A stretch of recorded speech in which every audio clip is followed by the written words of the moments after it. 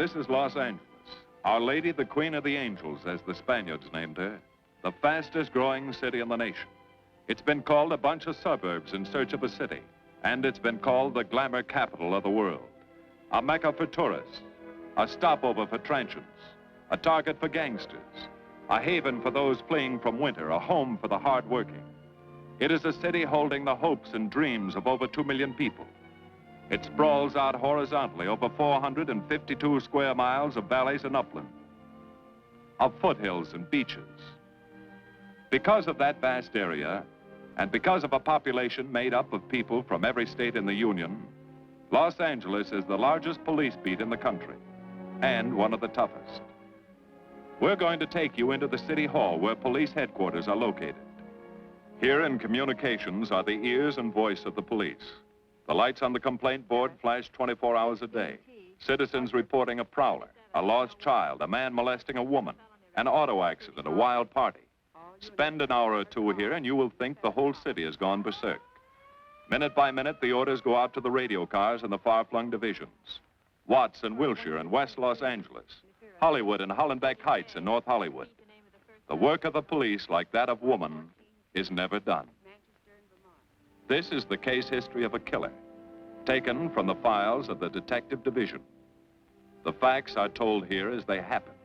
The story properly starts here in Hollywood Division headquarters at 1 o'clock of a June morning last year. Officer Robert Rollins had finished his tour of duty and signed out. It had been a tough day. He'd be glad to get home. His wife would be waiting up for him as she always did.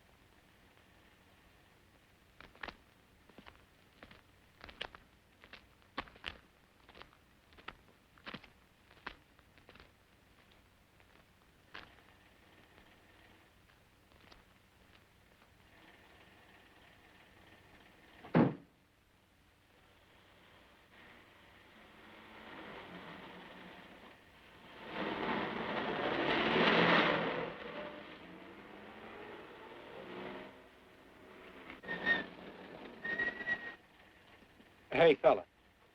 Come here. What were you doing back at that radio shop? Just looking. I was on my way home. Live around here? Yeah, a couple blocks down. Let me see some identification. Sure. Yeah, I guess I forgot my wallet. Look, lad, I've got to see some identification. How about my Army discharge? I got it right here.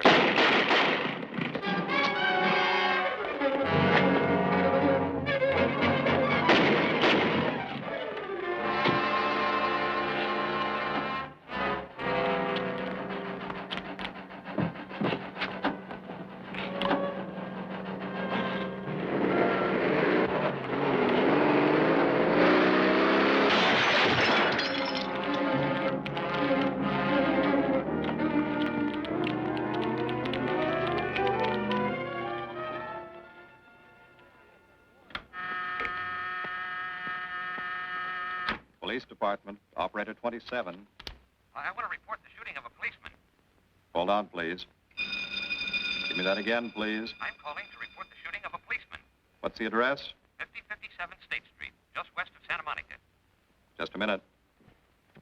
Receiving hospital. Operator 2. Operator 27, 5057 State Street, 5057 State Street. An officer has been shot. Send an ambulance. All units in the vicinity of State Street and Santa Monica Boulevard. Proceed at once to 5057 State Street, 5057 State Street. An officer shot. Code 3.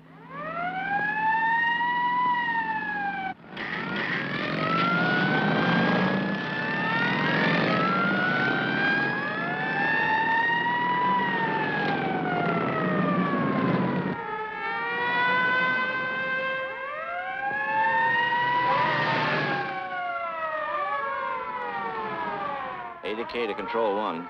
Control 1 to 80K. Go ahead. This is Breen. Instruct homicide to throw out a dragnet and pick up all suspicious characters in the area of the shooting. Also notify Sergeants Marty Brennan and Chuck Jones to report to me at the scene of the crime. Control 1 to 80K.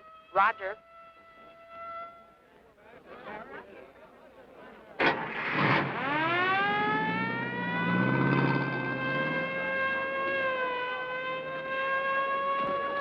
I see. Well, what have you got so far? Well, not much, Captain Breen. A couple of cartridge cases. Oh, Marty, Chuck. Hi, Cap. Eyewitnesses? Who was first on the scene, reported it? I was. I live here. I'm a light sleeper, but my hearing is good. And my Did cat... the officer say anything before he collapsed? Yeah, he gave All a description of the fella. On He the was... shooting of the officer. Suspect is a white male American, age 26 or 7, 5 feet 10 or 11, 155 to 165 pounds, brown hair, regular features, pencil mustache.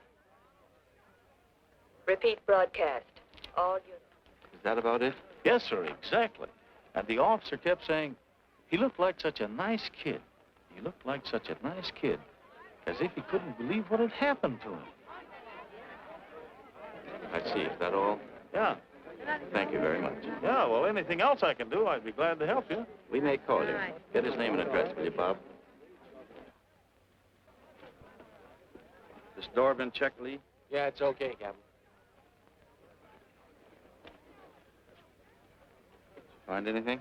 Nothing but some smudges so far. Found this in the glove compartment. I think it's nitroglycerin. It doesn't look quite right. Well, check it down at the lab. Right.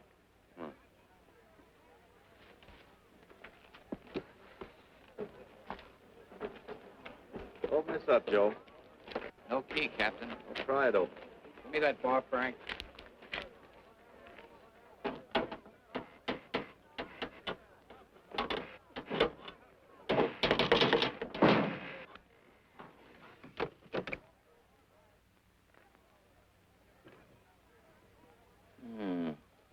Regular arsenal. Yeah, get a load of that. What is it? I don't know. It looks like some kind of an electrical device. United States Navy. It's either stolen or war surplus. Send all this stuff down to the lab and check the serial number on that Navy equipment. Yes, sir. Captain Breen. We found these in the weeds over by the radio store. What do you got? A pair of cloth gloves, Captain. Well, he thought of everything, didn't he? All right, give him to one of the technicians. Yes, sir. Marty, you and Chuck come along with me. Let's go downtown and see what they picked up in the dragnet. Right.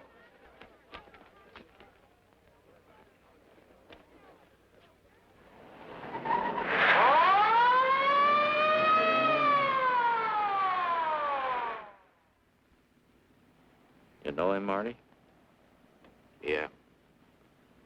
I know his wife, too. Ever since high school.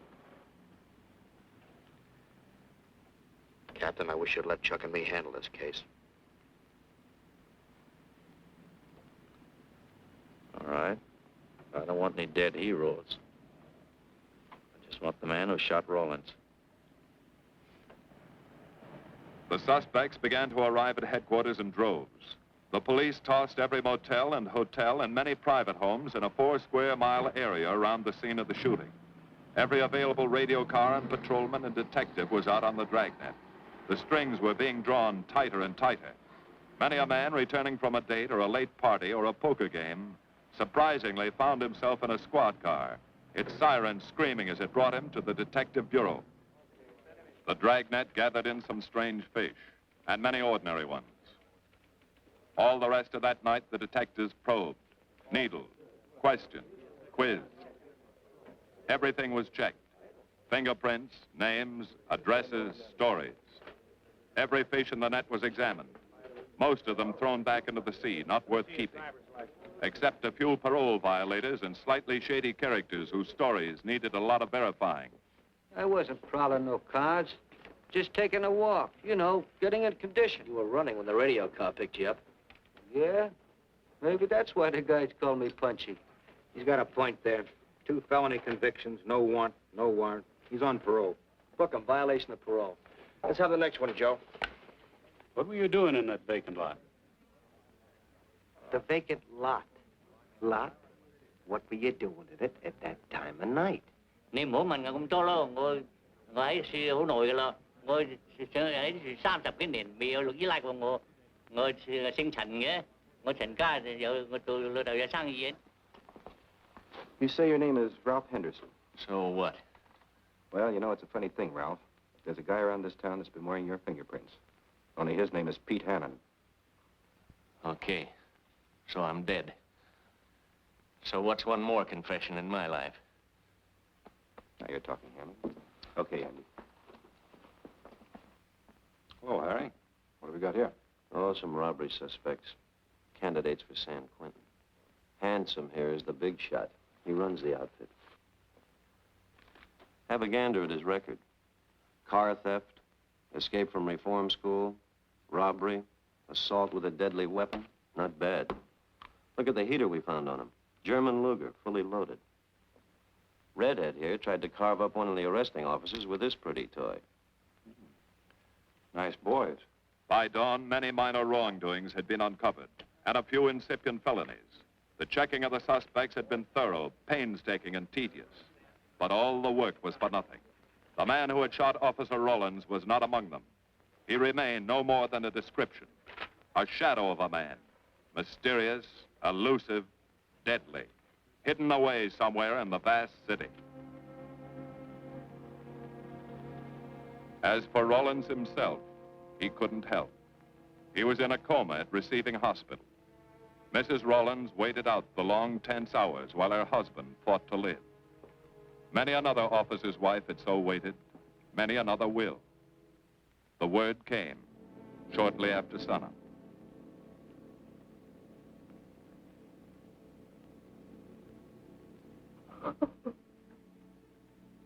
Oh.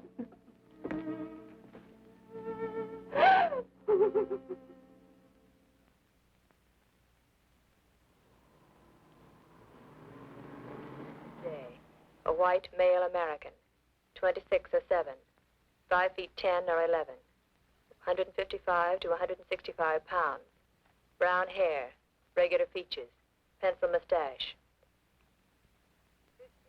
This was no frightened fugitive. What went on in his mind?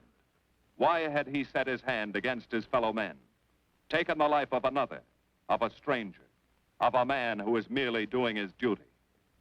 He must have some plan, some goal that called for sudden death to anyone who got in his way.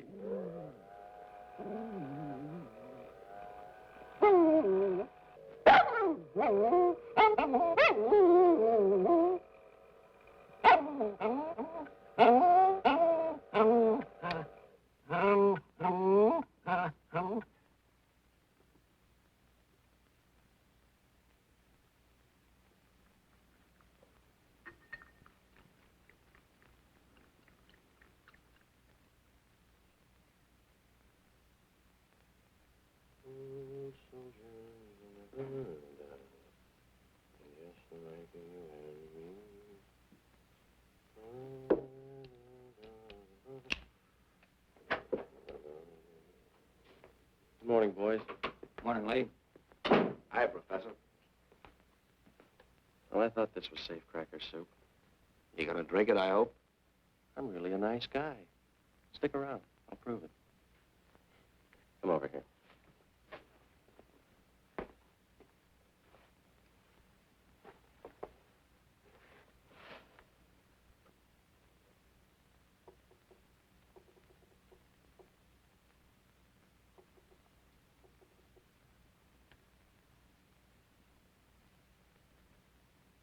Hold this for me, will you, Chuck?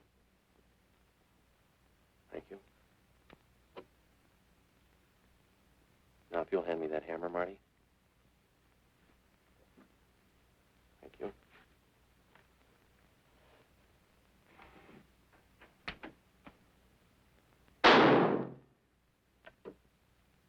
Yeah. Nitroglycerin. I didn't ask for a collection of fingers, just fingerprints. All those nice fingerprints on the car belong to the man it was stolen from, Cap. Nothing on the guns or picklocks? Not even an interesting smudge. The gloves? Common type, worn by undertakers. I'll check on them. They won't show anything.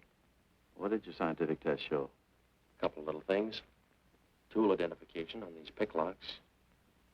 I got one under the scope. You want to take a look? Yeah.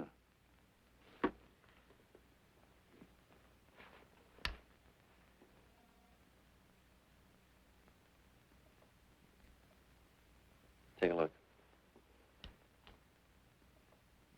I see. Well, it seems to tie the tool up with the lock. Now, if that microscope would only tell us who did it. I'm working on that.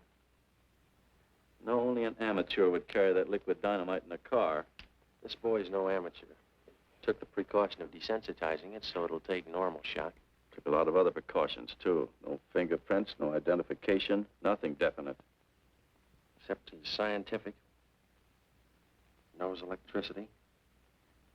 Is inventive. Yeah. I'm happy on the trigger. This is Captain Breen. Get me Captain Stevens a burglary, will you? I hate to disappoint you, Lee, but I think you've come up with something. Hello, Steve. How are you? Did your daughter's marriage come off all right? Good. Look, Steve, on those burglaries of electrical equipment lately, were there any where picklocks were used to gain entry? Good. Well, let me know if there's another report of one, will you? I've got an idea the Rawlins killer may be tied in with those. Fine. And give my regards to the newlyweds, too. So long, Steve. Well, what are you waiting for? You've got a job, haven't you? Get going. Yeah, let's go, Junior. Hold this for me, will you, Lee? Thanks. And so, with no fingerprints and only a vague description to go by, Sergeant Brennan turned to the modus operandi file. A criminal, like any human being, has his own habit patterns, unconscious traits that can lead to his downfall.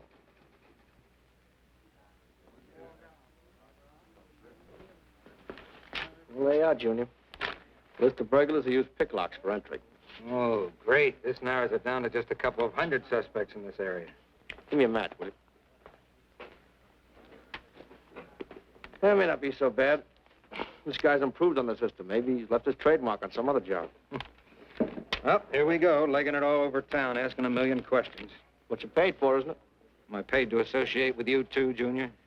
You could do worse. Not this year. Come on.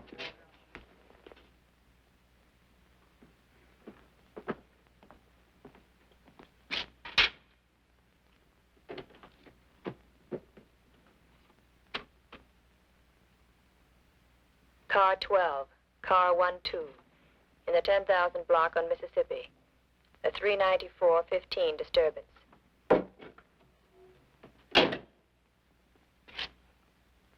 Car 80K, code 1.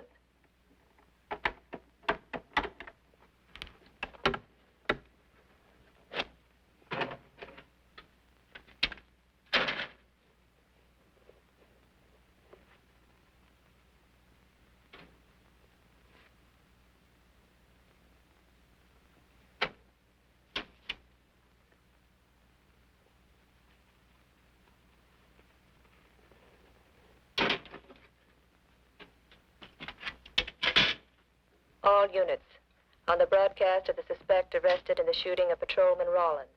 Cancel the cancellation. Suspect released from custody.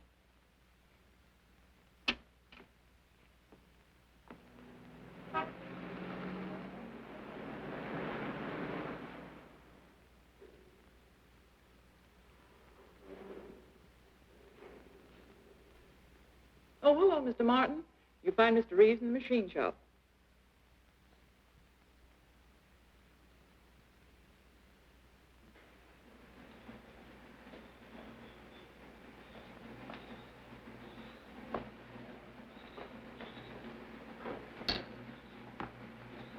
Hello, Roy. Glad to see you. How are you, Mr. Reeves? Hi. I was hoping you'd drop in. I wanted to thank you for showing us how to handle that repair job. Helped a lot.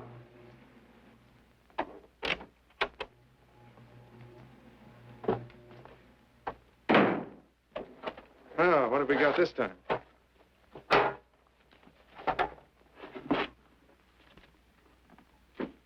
Silograph.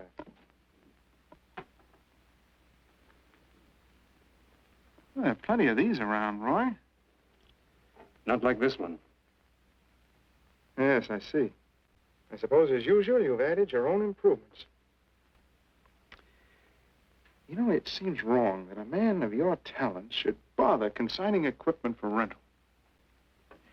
I'd like to see you devote yourself entirely to experimental electronics. It'll come one day. I'll have a place like this. Well, why wait? I've got a pretty good setup here.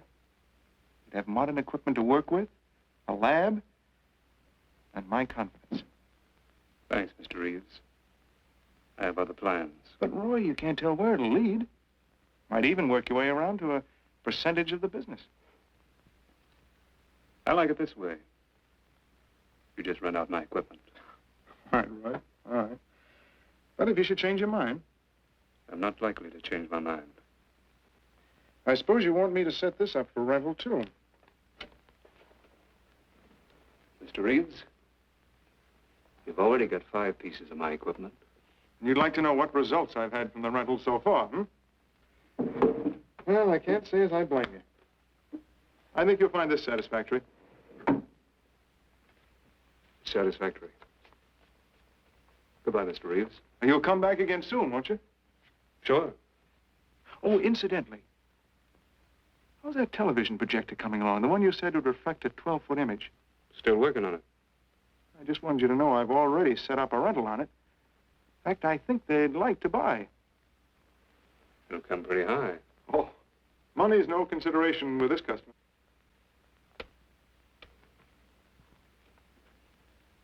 Tell him he can pick it up tomorrow.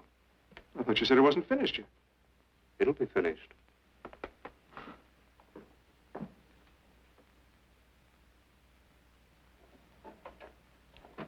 It uses an image fixer and then projects by ordinary incandescence. Roy, this is the best television projector I've ever seen. Let's hope that your customer thinks so. He will. Yes? Send him right in, Charlotte. There, you see, our customer is here, begging for the privilege of buying. Better be running along. I'm not much good at business. Oh, but Roy, he'll want to congratulate you. Just see that the price is right. All right, Roy. I'll get you a good deal. So long. See you.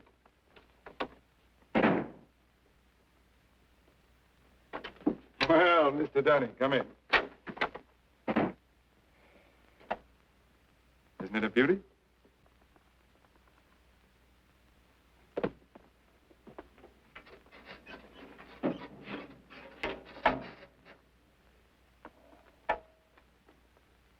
It's a beauty, all right. You like it? I certainly do like it. You see, it's mine. What do you mean? Let me have the police. I built it. Spent years on it. Oh, you must be crazy. Roy built this machine himself. Your friend's a crook, Paul. You've been taken in. Hello? Give me the burglary detail. Dear Jim, regarding your inquiry on a .38 caliber Smith & Wesson revolver, serial... Oh, come in, boys. Burglary detail just sent this report through. It's a man named Dunning reports tracing a stolen television projector to the Reeves Electronics Lab. Think it's a tie with the Rawlins case? Well, take a look at this fellow Reeves and see what gives.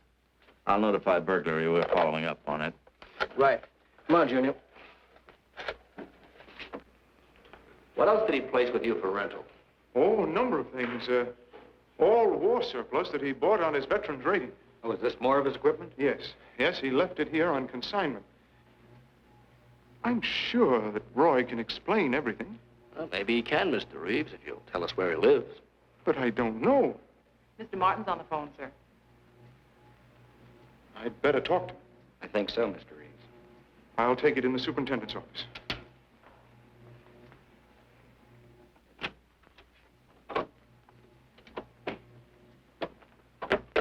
Tell him that you sold the set, and his money's waiting for him here. Find out what time he's coming by.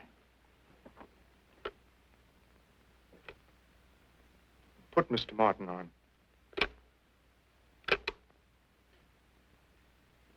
Hello, Roy? Yes, I've sold it. Your money is waiting here for you. Yes, I'll be working late tonight. What time will you be by? First thing in the morning.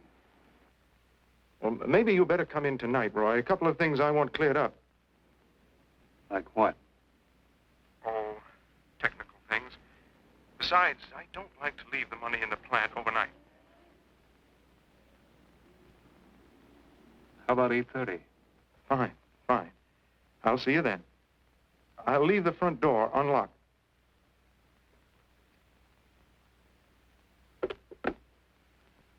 You'll be here at 8:30.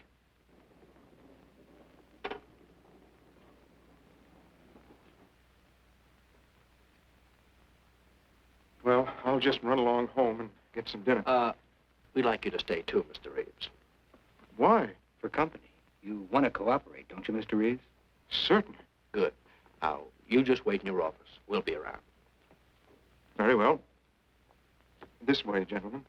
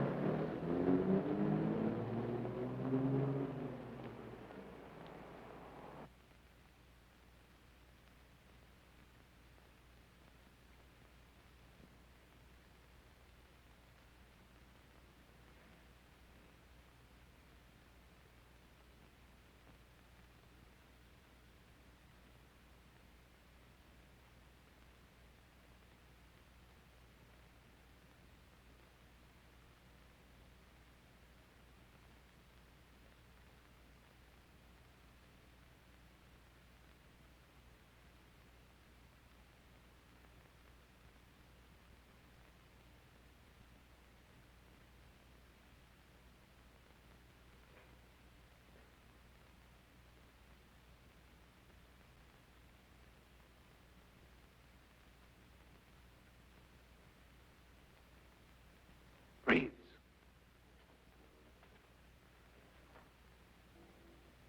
That you, Roy?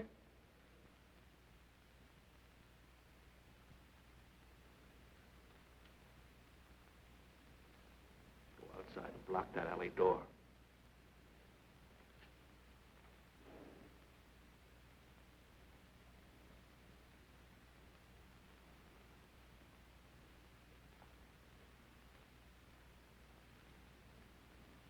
Where are you, Roy?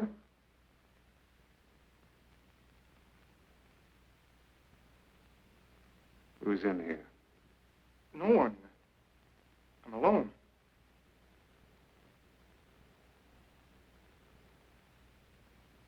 Come on in. I've got your money for you.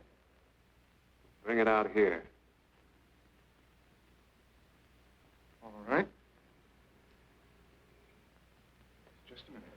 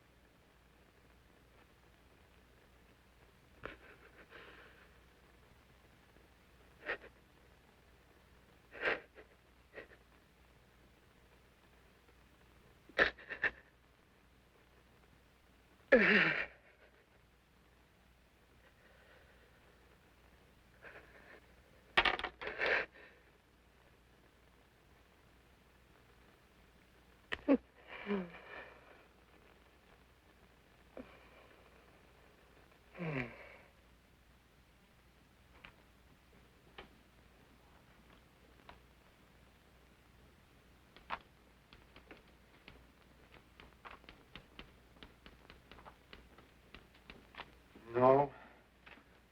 None of them even looks like Roy Martin. He had such a fine face. Didn't keep him from carrying a gun. Or didn't you know that? No, I didn't. I told you all I know, all he ever told me.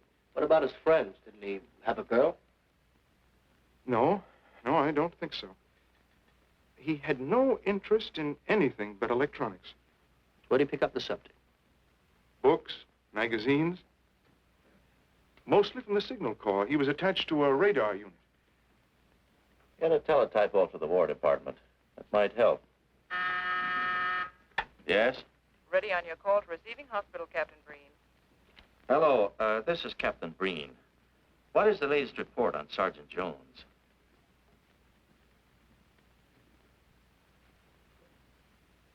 I see. Well, let me know if there's any change, will you? Thanks. Chuck's in pretty bad shape, Marty. He's paralyzed. May never walk again.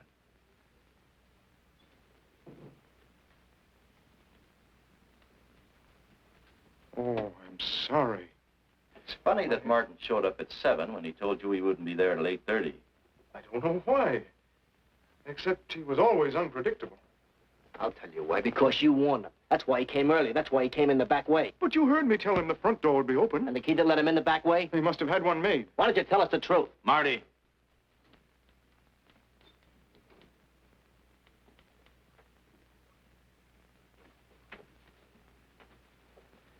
Now, look, Paul.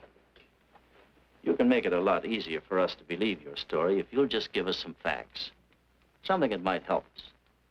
I told you all I know. I've been gullible, all right, letting him make a fool of me. But I'd do anything to make up for what he did to Detective Jones. Sure you would. You can go now. Oh, thanks. Thanks. My friends, they can vouch for my character. That's good. We'll call you if we need you. Thank you very much. I think he's telling the truth, Marty. I think he's just gullible, like he said. What about the stolen stuff he was trying to peddle for Martin? We'll use it for bait. Maybe Martin will come back for it. Then we can ask him. Here. Nevertheless, I want a 24-hour tail put on Reeves, and I want a watch on his home and his factory. Right. You can keep those. Okay, Captain.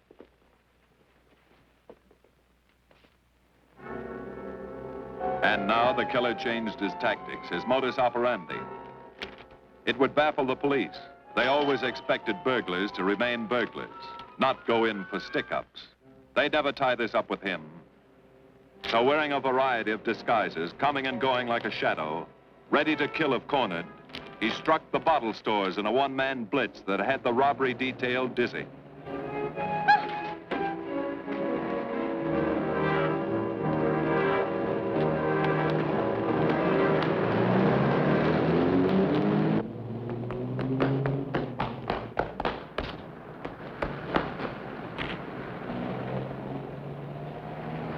The killer, always resourceful, always thinking along lines that would baffle his hunters, had discovered an ideal avenue of escape.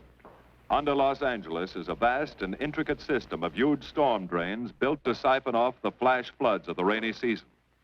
Many of the tunnels are large enough for 2 cars to drive abreast.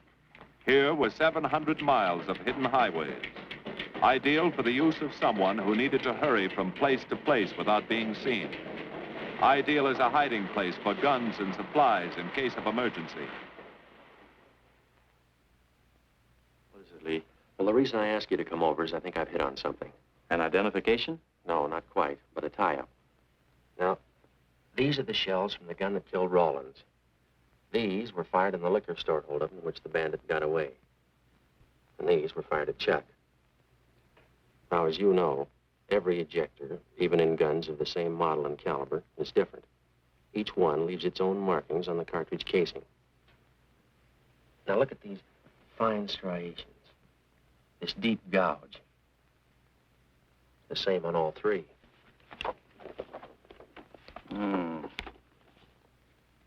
In other words, the man who killed Rawlins and the man who shot at Jones and Brennan, the stick-up who's blitzing the liquor stores are all the same man. Right. All we need to know is what that man looks like. Get me Chandler in robbery, will you? I've got an idea about that. Also, it'll give us a chance to see if Reeves is on the level with us. Steve, Breen, about those blitz holdups you're on. Round up all the victims and have them down here tonight, will you? Oh, it's just a little scheme. Thanks, Steve. That's good. Now sketch another one of the same type, only this time thin it out a little, huh? All right. Hi, Lee. How's it coming? Be ready for tonight? We'll be ready. Think it'll work? It should. Where'd you get the idea? From a kidnapping case in Chicago. But I thought these slides might be an improvement over the method they used. Could be. Captain thinks so. Good evening, ladies and gentlemen. May I have your attention for a moment, please? You've all been asked to sit in on a little experiment tonight. We're going to try to build a picture of a face. A face of a man who's cunning, resourceful, and deadly. He's a man who killed a police officer. Now, some of you he held up at the point of a gun. You may have seen his face, remembered something about it. And we want you to tell us exactly what you remembered. Whether it's his hair, eyes, nose, or mouth. And we're going to try to put those pieces together so that they add up into a picture of the face of the man we want. Now, you can see how we're depending on you. Lights?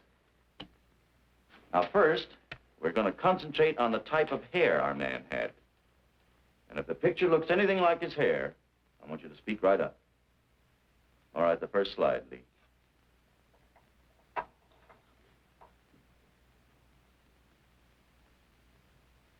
His hair had waves in it, well-groomed. That's the idea, Miss Smith.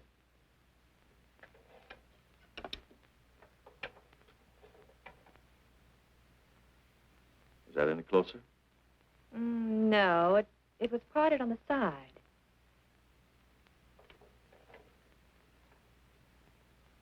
Oh, that's more like it, except it was thicker.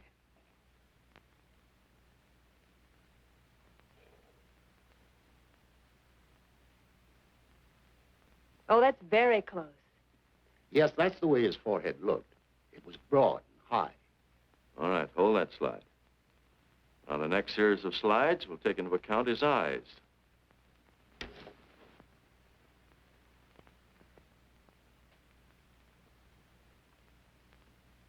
Oh, 1 minute, please. Wait, 1 minute. His eyes were a little like that. Maybe a little smaller, like beads. Go on, Lee.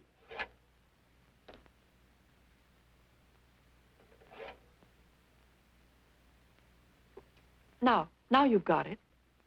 Now hold that slide, Lee. Anyone else? That looks like him, only a little madder. He had a patch over one eye when he come into my my place of business. I remember noticing that the one showing was blue. Well, the guy that stuck me up had on horn-rimmed glasses. He was wearing a Band-Aid across his nose when he knocked me over. Uh-huh. All right, hold that, Lee. Well, so much for the eyes. Go ahead.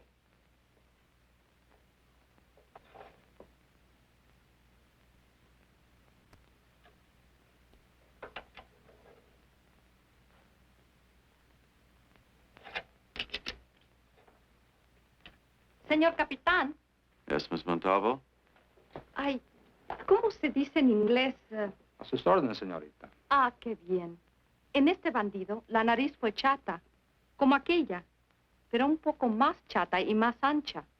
Like that, Captain, but more snub, wider. Try another one, Lee. Como aquella. Casi la misma. She says that's about it. Thank you very much, Miss Montalvo. Get Reeves.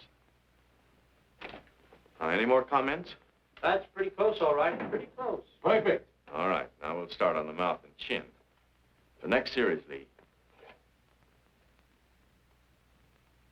I think his lower lip stuck out more. The mouth was thin and mean, like it never laughed. Go ahead. Something like that, but thicker lips. There. That's it. That's him.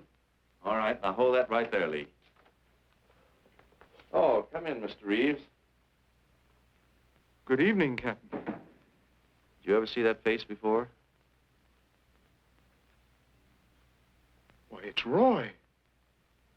Except for the hair being a little lighter and the eyebrows heavier. It's Roy. You're sure? I'm positive I'd know him anywhere. Lee, I want a retouched photograph. Now lighten the hair and give more body to the eyebrows. Right. Lights. That's all. Thank you very much. You've been a great help. It's positively amazing how you found out what he looks like. Well, we're looking for an amazing criminal, Mrs. Johnson. Thank you and good night. Good night, Captain. And so the face of the unknown killer, built up from fragments of evidence, was sent out all over the country. To chiefs of police, to sheriffs, to county constables and county jailers, to the wardens of prisons, to all postmasters and postal inspectors,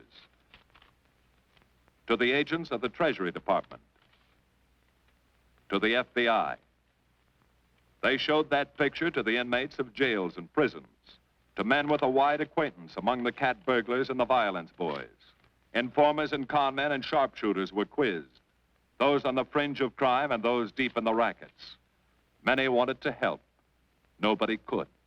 No one in the underworld recognized that mysterious face. He was as unknown as if he had lived in the 16th century.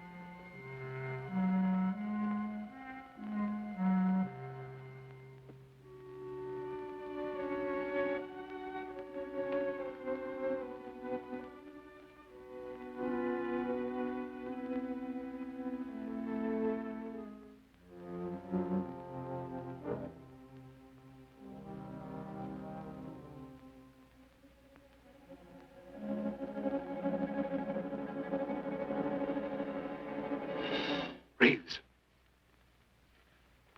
Roy. Listen carefully, Reeves.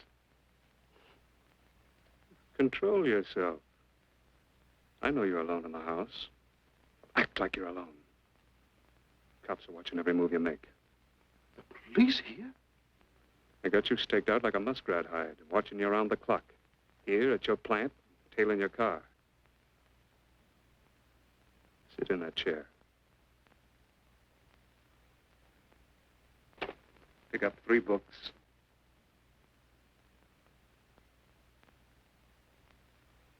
Don't look up and don't answer me.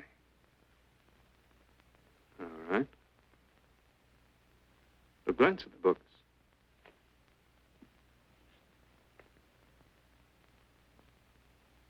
Pick one of them.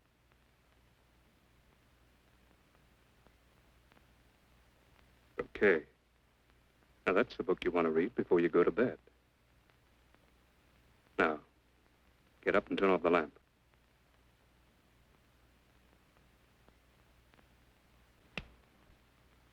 Come here. Come here.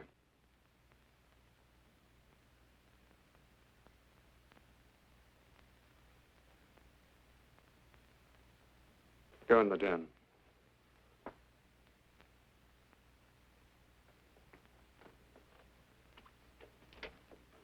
Pull those drapes tight.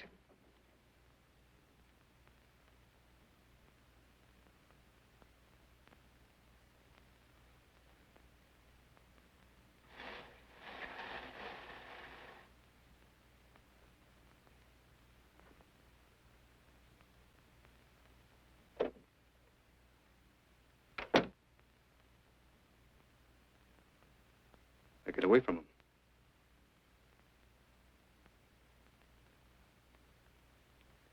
What do the cops know about me?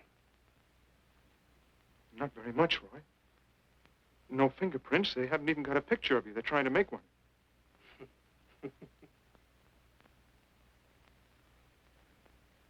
How much cash you got in the house?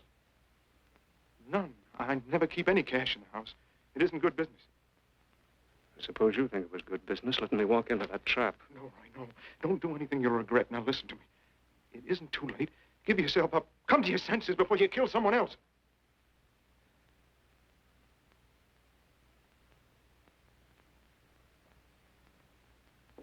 What do you mean, someone else? What do you mean? Nothing. The two officers, they said one of them might die. He's still alive, isn't he? Reeves? I never thought you'd stooge for the police. You almost got me killed. Roy, you know the police are right outside. You'd never get away with it.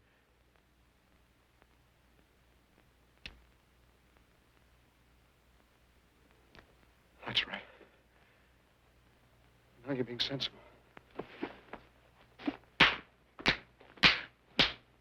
I know there's money here. Where is it? Don't worry. I'll get it.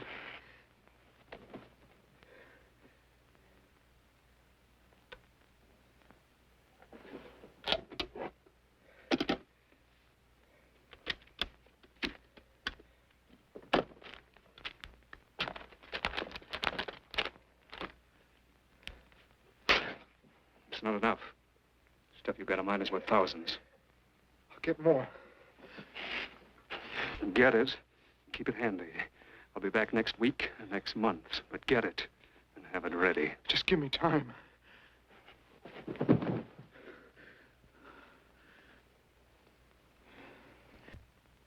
Oh!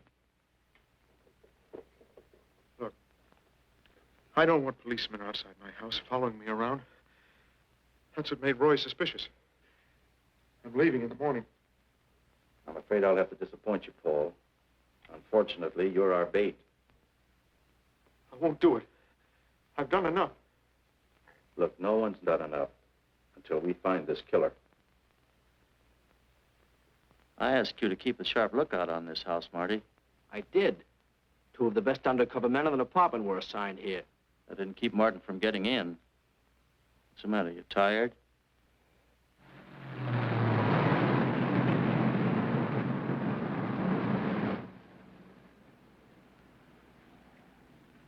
You got any idea how long you've been on this case, Marty? Months. Long enough to have come up with something by this time. You know any more about the Rawlins killer than you knew the first week? Yeah. And he's about the toughest nut I've ever had to crack. That's what I told the chief when he called me in this afternoon and wanted to know why the case hadn't been broken. Look, Captain. Rollins was a friend of mine. So's Chuck. I've got a bigger stake in this than the chief knows. I'm doing everything I can. Well, I'm afraid it's not enough, Marty. Maybe you're too close to it to see it clearly. Maybe it needs a fresh team, a new viewpoint. I think you better take a couple of weeks off, Marty. Starting tomorrow. Anything you say, Captain.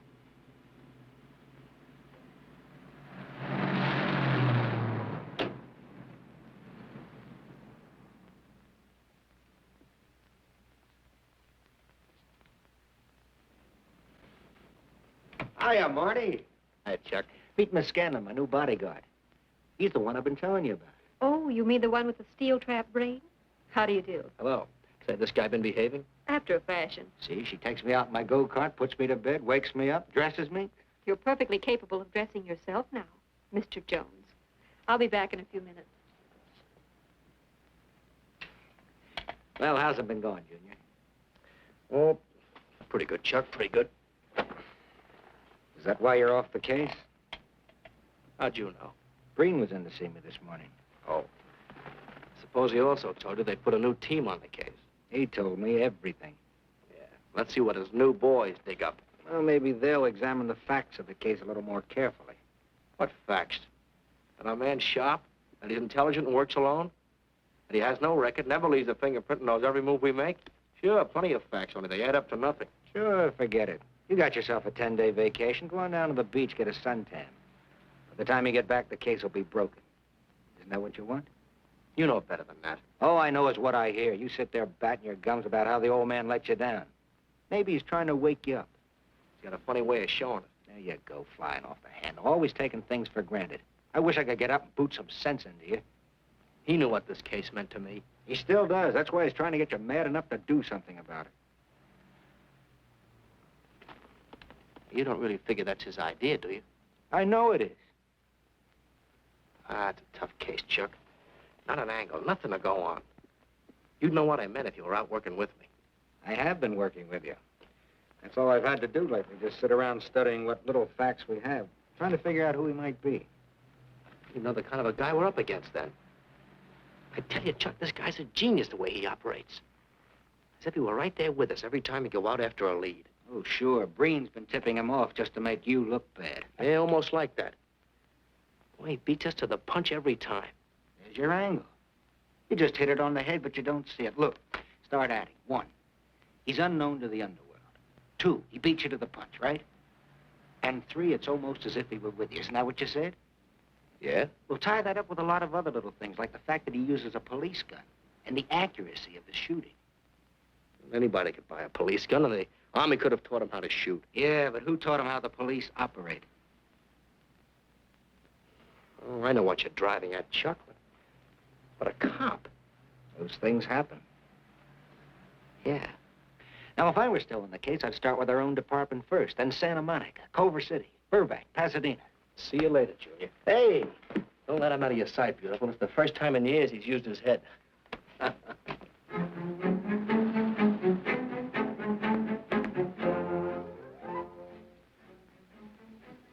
But you get a print of every mug we take. We always send L.A. a copy, Sergeant. It's personnel photos I want. You mean of our boys? That's Rollins' killer, isn't it? That's right.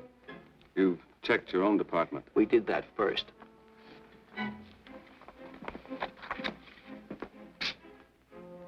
And so the tedious quest went on. Sergeant Brennan wore out his shoes and his patience, going from police station to police station, checking photos until his eyes were blurry. For police work is not all glamour and excitement and glory. There are days and days of routine, of tedious probing, of tireless searching, fruitless days, days when nothing goes right, when it seems as if no one could ever think his way through the maze of baffling trails a criminal leaves. But the answer to that is persistence, and the hope that sooner or later something will turn up, some tiny lead that can grow into a warm trail and point to the cracking of a tough case.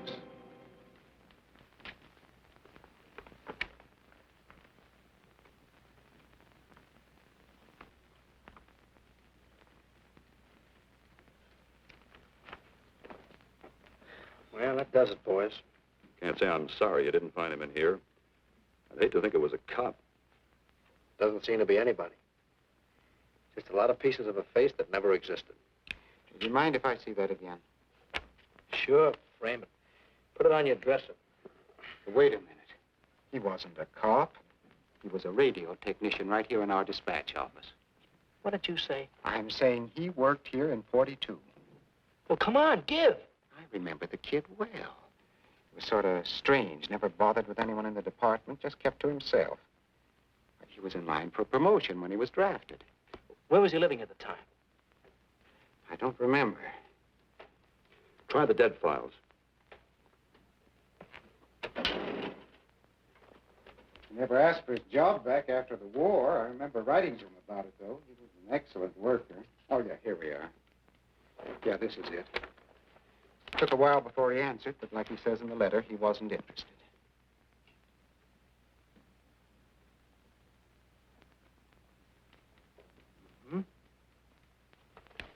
Postmarked Hollywood.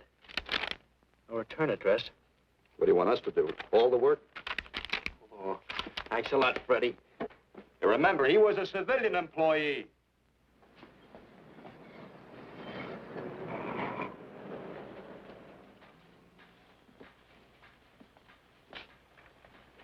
Well, how about it? Anybody recognize him? Not on my route. I never saw him before. Yeah, okay, fellas. Thanks very much. I thought for a minute... No. And yet that face. I wonder. Yeah? Well, this may not mean anything, but he looks like a guy that's on my route. He never gets any mail, but I see him around here all the time. He lives in one of the courts. Where? Come on, I'll show you. It's not that easy. What time does your route take you past those courts? About 9 o'clock. Why? Just thinking.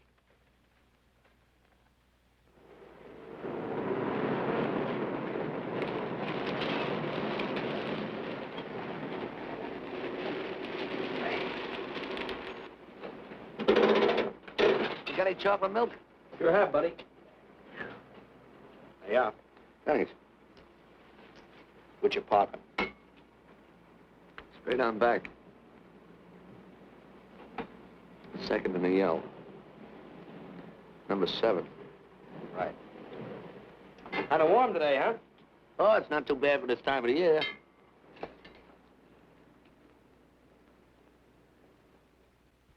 Good morning. Morning. You're new in the route, aren't you? We had a substitute. What happened to the other fellow? Sick. Oh, what's the matter with him? I don't know. I catch everything. Hear about it on the radio, and next morning I got it. Too bad. You aren't very social. The regular fellow always stops and talks to you. Sorry, lady, I'm a little late this morning. I was hoping maybe you could help me. There's something very funny going on in this court. Yeah? I was scared to go to the police with it. I thought maybe I might be poisoned. What? Yeah. By the manager. She's a witch. She's a what? A witch. She puts poison in my milk. Oh, I see. Look, you switch the bottles when she isn't looking, see? Drink her milk. Then you'll be safe, right?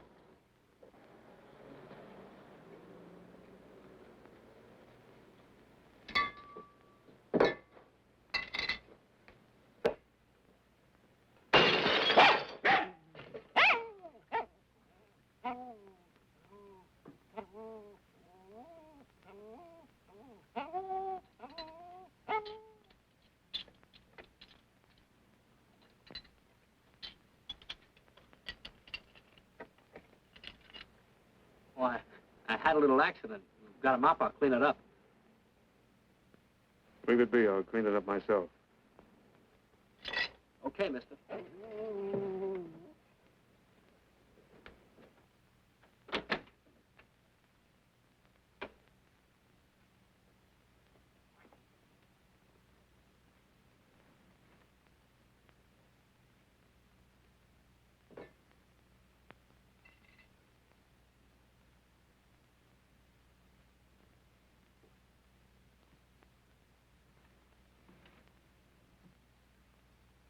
The place is called Bellevue Court. I drew this from memory, but it's pretty close. That's where he's hiding out, right there. You sure he's our man, Marty? Captain, I couldn't go wrong on that face. He's our man.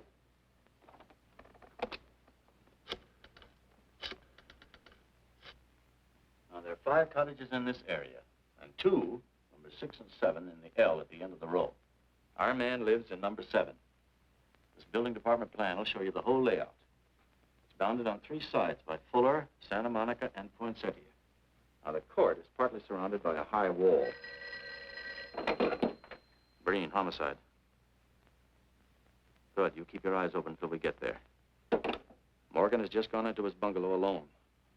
Any questions? All right, you all have your instructions. Let's go.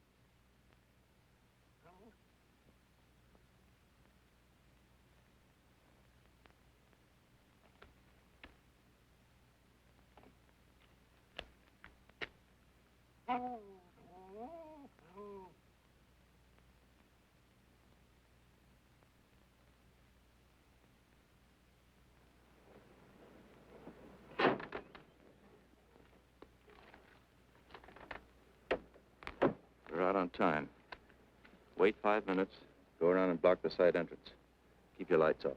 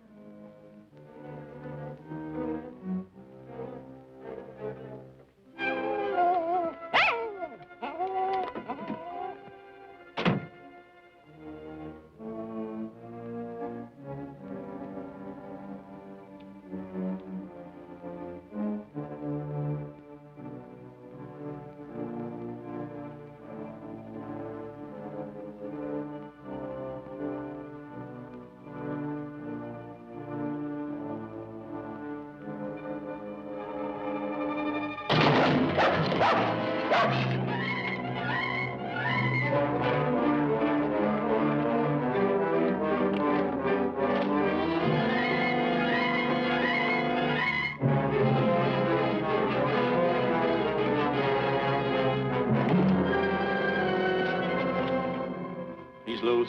I want a radio car in a hurry.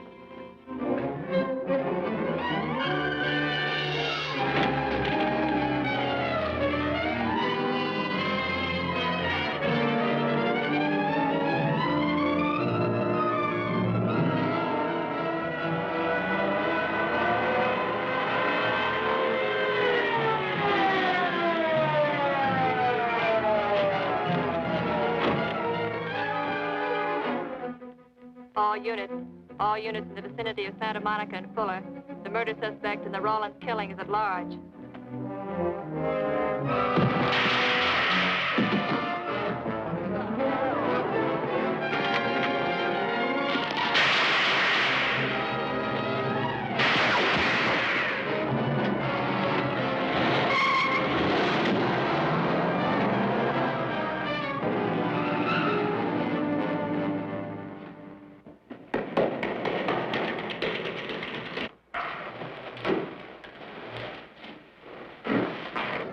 I want a map covering the storm drain system in this area. Get it and meet me at Venice and Garfield. Jones, Miller, you stay here in case he comes up for air. I want a man at every other drain entrance along this line. He's got to come up somewhere. Come on, Marty. You're driving.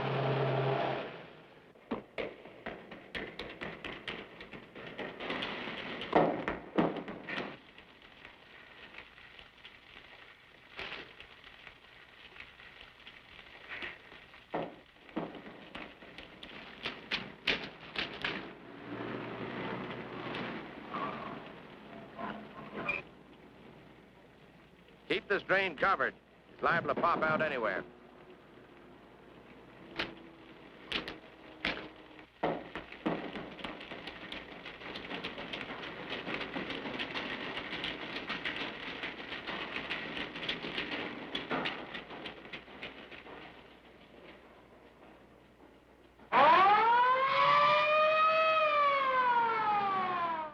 Why Venice and Garfield, Captain? It's the main intersection of the system. We can head him off that way.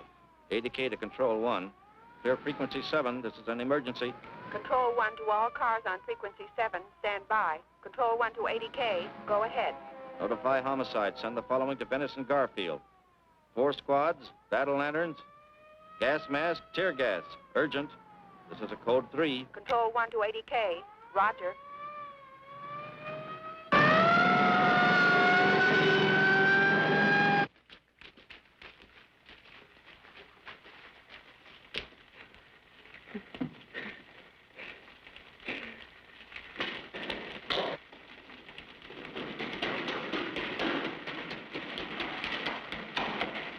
And he'll probably head down this main drain to where it comes out at the Rio Hondo. Now, you take your squad and cover that exit. Right. Keep all spare radio cars cruising back and forth along this main street. Watch the curb inlets. We'll go in here.